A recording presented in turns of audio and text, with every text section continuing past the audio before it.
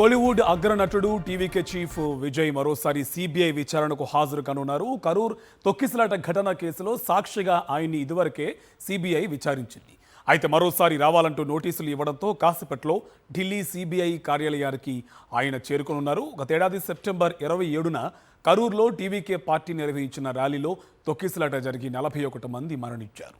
దీనికి సంబంధించి పూర్తి డీటెయిల్స్ మా కరెస్పాండెంట్ వెంకటేష్ మనకి ఢిల్లీ నుంచి లైవ్లో అందిస్తారు ఇన్ఫర్మేషన్. వెంకటేష్, ఇవాళ మరోసారి సిబిఐ విచారణకు హాజరు కాబోతున్నారు, డీటెయిల్స్ ఏంటి?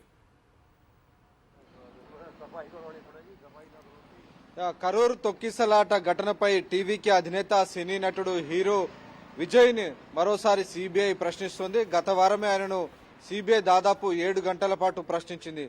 ఆ సందర్భంగా తొక్కిసలాట ఘటనకు తాను బాధ్యుడిని కాదని విజయ్ సిబిఐ అధికారులతో చెప్పారు. అయితే ఈ సందర్భంగా సిబిఐ పలు ప్రశ్నలు అడిగింది.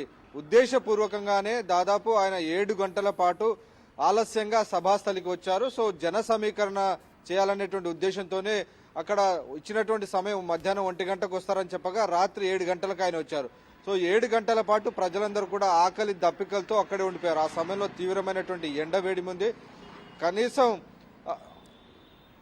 కనీసం అక్కడ మంచినీళ్లు కూడా ఏర్పాటు చేయాలనేటువంటి అంశాన్ని ప్రధానంగా ప్రస్తావించినటువంటి పరిస్థితి. సో ఇవన్నీ కూడా అక్కడ ఎంత భారీ ఎత్తున జన సమీకరణ చేస్తున్నప్పుడు ప్రజలకు హాజరైనటువంటి జనానికి కనీసం మంచినీరు కూడా అందించలేనటువంటి ఒక అధ్వానమైనటువంటి ఏర్పాట్లు చేసిన విషయాన్ని ప్రధానంగా సిబిఐ ప్రస్తావించింది.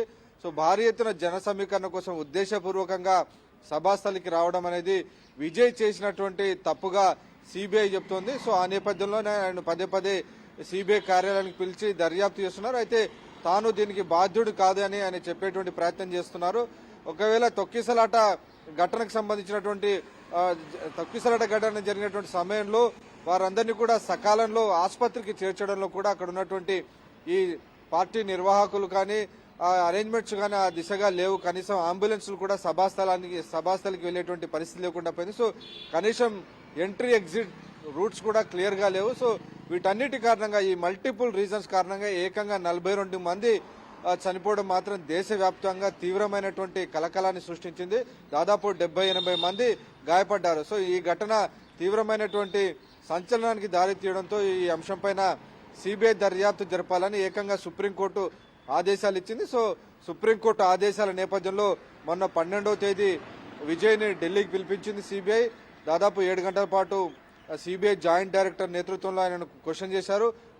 రెండోసారి ఆయనను ఈరోజు పిలిపించారు.